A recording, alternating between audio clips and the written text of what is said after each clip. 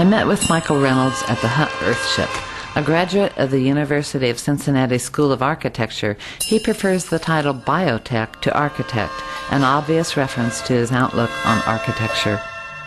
I commented on the extreme amount of work he has set out for himself. Yeah, it's an awesome amount of physical, mental, and emotional work to basically to do stuff that is, it's been uphill. I have this thing of, there's three things. There's like inspiration, imagination, and intuition. And all three of those things are pretty much squelched in our world these days. Intuition, imagination, inspiration. And so if you can, I think that if there's a huge amount of energy in those places, and if you can go there and stay there, then you have a lot more energy. Like this is all I do. I run in the mountains, and but I don't like collect boats or play golf or do anything. This is what I do. This is what I do for.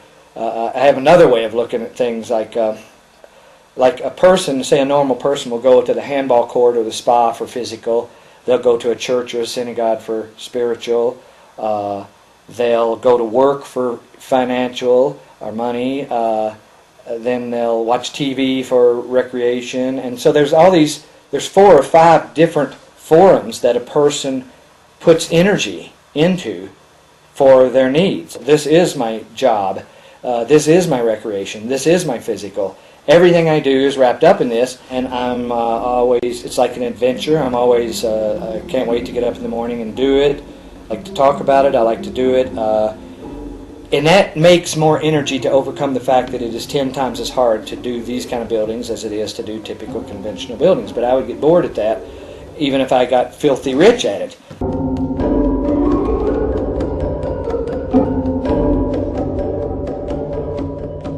Michael Reynolds has formed 3 communities in the Taos, New Mexico area.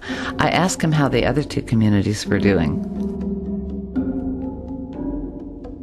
Obviously, if we were looking at building homes for people, then the next step is building a lot of homes for a lot of people, and you end up talking community. And it's just like everything else. I knew as little about that as I originally knew about catching water, our thermal mass. There were not really any outright books. I've written some books now, but then more books are being written. But when I started doing a lot of this, there wasn't anything to learn from except trial and error. And I did trial and error. I made buildings that were too hot, buildings that were too cold, buildings that caught too much water, buildings that didn't catch enough water, on and on and on. I learned the hard way, basically, about how to do all of that. Well, it's the same with communities. Communities then involve lots of people. And people, it's, so people still, some of them don't get along with each other. Some of them are really easy to get along with for a while, and then they change, and stress changes all of that. And so what I'm still looking at is, like, if people have an easier life, they're still, the issues are easier with them.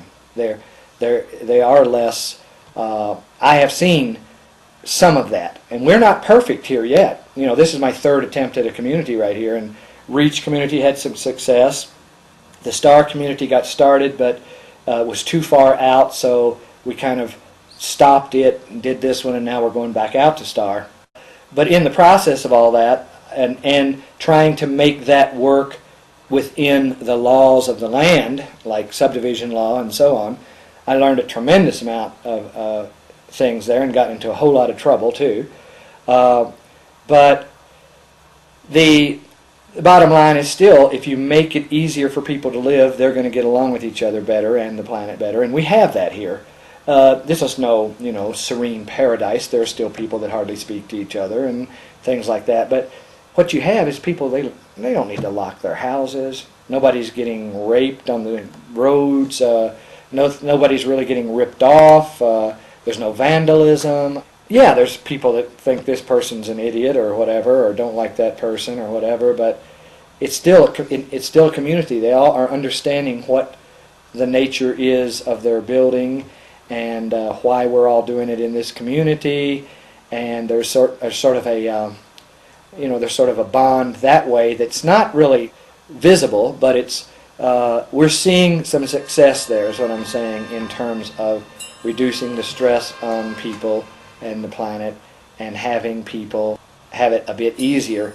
And one of the ways is there's quite a bit of people that in this community that'll get together after working hard all day and go and work on somebody's house for a few hours. Drink beer and help them get a wall up, or then they'll go over and do this, and it goes. That ends up going beyond the boundaries of whether they actually like you or not, or whether you're going to hang out with them 6 or 8 times a week, or anything like that. It's just like, it's a community. This guy's getting a wall up, or this girl's trying to do this, and everybody's going to go over there, and it's happened many times. It's really a neat thing.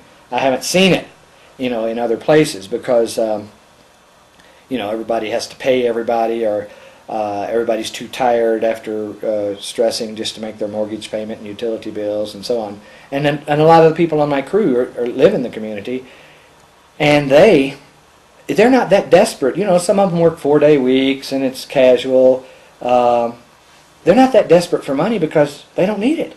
A lot of them own their own homes, which they all built together, and they don't have utility bills. And of course they have cars and gas and food, but they grow some of their own food. So it's just like, life is not such a threatening situation. I think I once put in one of the books that I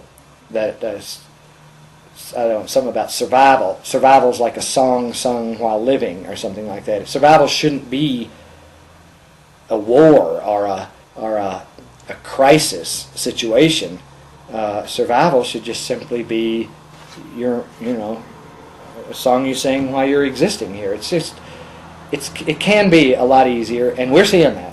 These buildings are turning into being vehicles toward a better state of mind, basically.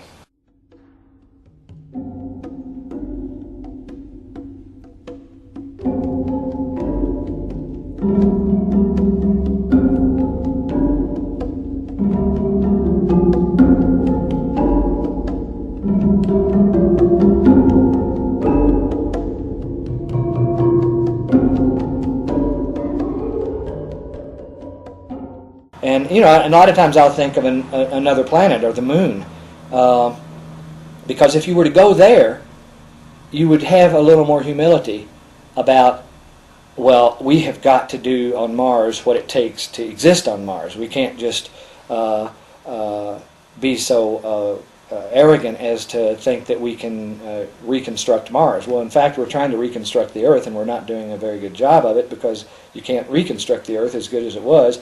The idea here would be to learn about the Earth, which very few people know about, the physics of it, the biology of it, really learn about it, and really try to be, again, harmony is not quite the word, to be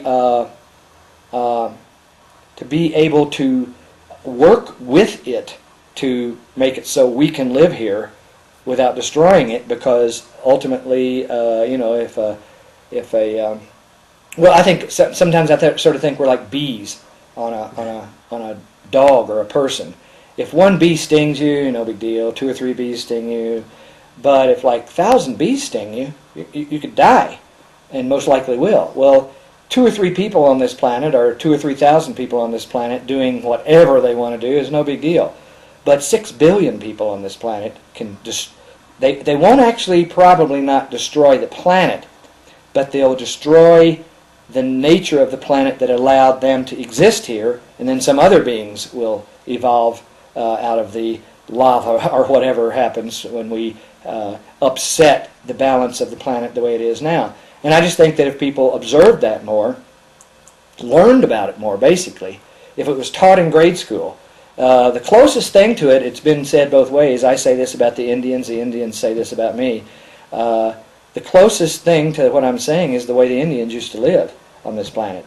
They knew the leaves and the sky and the rivers, and they knew about them, and they worked with them for their existence. Whereas people, they they don't even go out. A lot of people, they're removed from the environment. They don't understand. Apparently, you take physics and biology in high school, but you don't ever apply it. A lot of people don't even know how to apply it.